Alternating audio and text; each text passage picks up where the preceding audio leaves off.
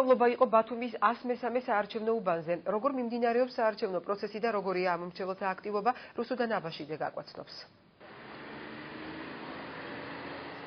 103 საარჩევნო უბანი გათვალისწინებულ დროს 7 საათზე გაიხსნა, რის შემდეგაც დაიწყო კენჭისყრის მოსამზადებელი პროცედურები, გამოვლინდა რეგისტრატორები, ჩატარდა წილისყრა გადასატანი ყუდის წარმომადგენელთა შესარჩევად, რაც შეეხება ამომრჩევლებს, მათთვის საარჩევნო უბანი კანონით გათვალისწინებულ დროს 8 საათზე გაიხსნა.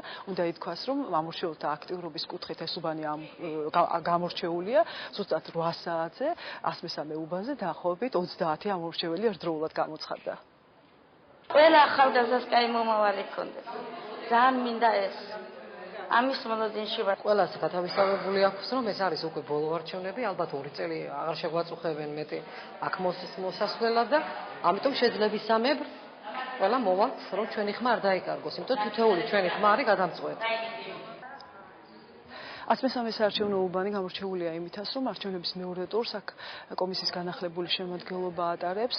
ძველი კომისიის წევრები პირველ ტურში დაშვებული ხარვეზების გამო გათავისუფლდნენ და მათ დისციპლინარული სასჯელი დაეკისრათ. საოლქო საარჩევნო კომისიამ ახალი უბნის კომისიის დასაკომპლექტებლად ხელმეორე კონკურსი ჩაატარა. სიახლე გახლავთ ის, რომ საკუთარი წარმომადგენელი კომისიაში არჩევნების მეორე ტურში პარტია ბურჯანაძე დემოკრატებსაც ეყოლებათ.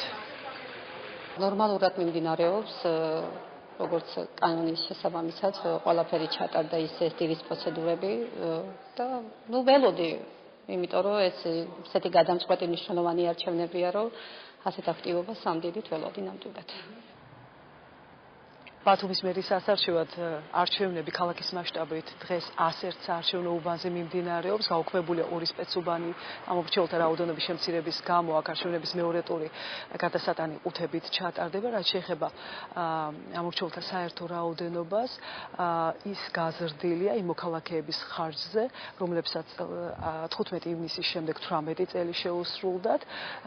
თუმცა სიებში არსებული ხარვეზები კვლავ გამოუსწორებელია. მჭიდროებული ვადების გამო მათი დაზუსტება ვერ მოხერხდა და ის მოქალაქეები, რომლებიც არჩევნების პირველ ტურში ამ სიებში ვერ მოხვდნენ, არჩევნების მეორე ტურში საკუთარი მოქალაქეობრივი პოზიციის გამოხატვას კვლავაც ვერ შეძლებენ.